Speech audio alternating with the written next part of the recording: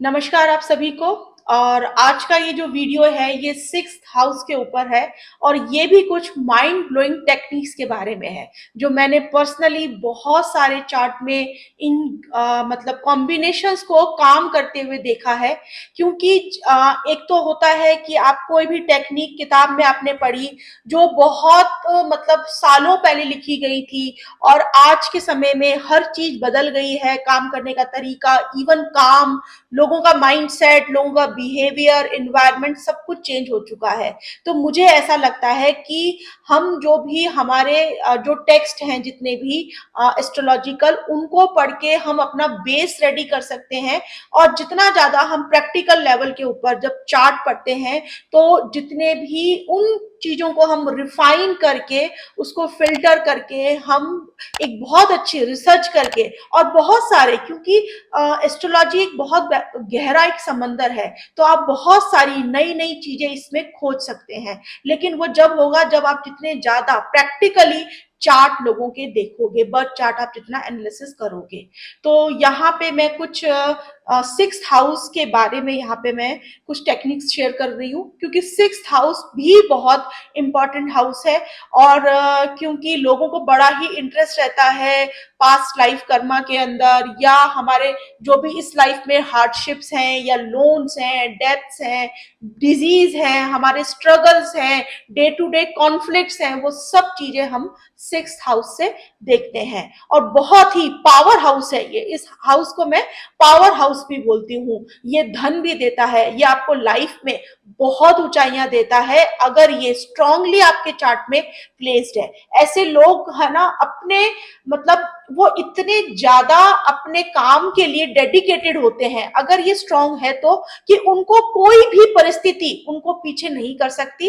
वो एक कंटिन्यूटी में अपने काम को करते चले जाते हैं, चाहे उनकी लाइफ में कितने भी ऑब्स्टेकल्स आए, वो उन ऑब्स्टेकल से डरते नहीं है, घबराते नहीं है और आगे बढ़ते चले जाते हैं। यही अगर सिक्स्थ हाउस कहीं वीक होता है तो ऐसे लोग है ना, छोटी छोटी चीजें भी, मतलब उनको कहीं काम पे जाना है और बारिश आ गई तो वो भी उनके लिए एक बहुत बड़ा बहाना बन जाता है कि अरे आज तो बारिश है, आज तो मैं काम पे नहीं जा पाऊंगा। तो ये छोटी छोटी चीजें हैं। चलिए आज हम टेक्निक के ऊपर बात करते हैं सिक्स्थ हाउस की।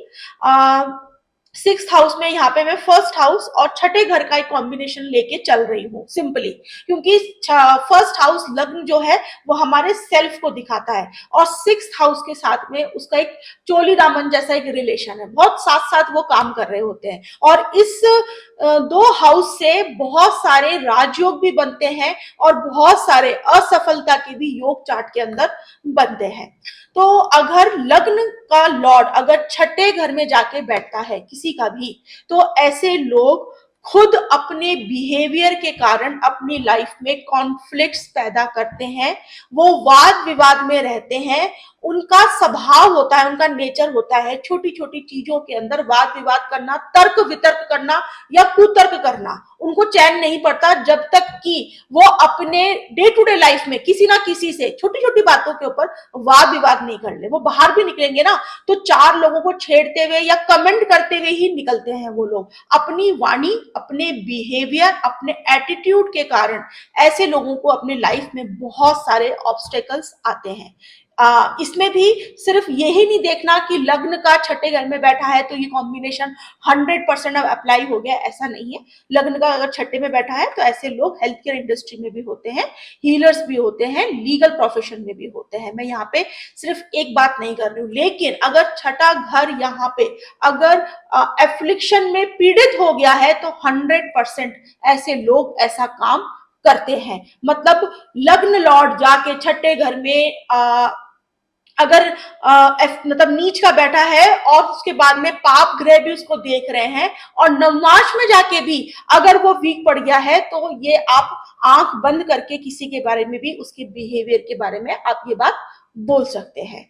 ऐसे ही अगर लग्न का लॉर्ड बैठा है छठे घर में, लेकिन अगर छठा घर जाके लग्न के अंदर बैठ गया है तो ये इंसान को पावरफुल बना देता है। ऐसे लोग वही कि कोई भी नेगेटिव परिस्थिति में आके डरते नहीं है, अपना स्ट्रगल, अपने ऑब्स्टेकल्स को ओवरकम करते हुए वो लोग आगे बढ़ते चले जाते हैं। उनके लिए मतलब डेली रूटीन में काम करना उनके लिए एक मेडिसिन जैसा होता है। उनको ये बात समझ में आ जाती है कि ये मेरी साधना है। साधना में हम क्या करते हैं कि एक ही काम को रिपीटेशन में डेली करना और उस काम के अंदर एक महारत हासिल कर लेना, ये छठे घर का काम है। और जब छठे घर का लॉर्ड लग्न में जाके बैठ गया है तो ऐसे लोग इन कामों के अंदर, अपने कोई भी काम के अंदर साधना करके, साधना मतलब एक चीज को डेली बेसिस पे करना, बिना थके और बिना रुके, बिना उस चीज से बोर हुए, तो वो एक तरीके से आपको उसमें महारत हासिल हो गई है।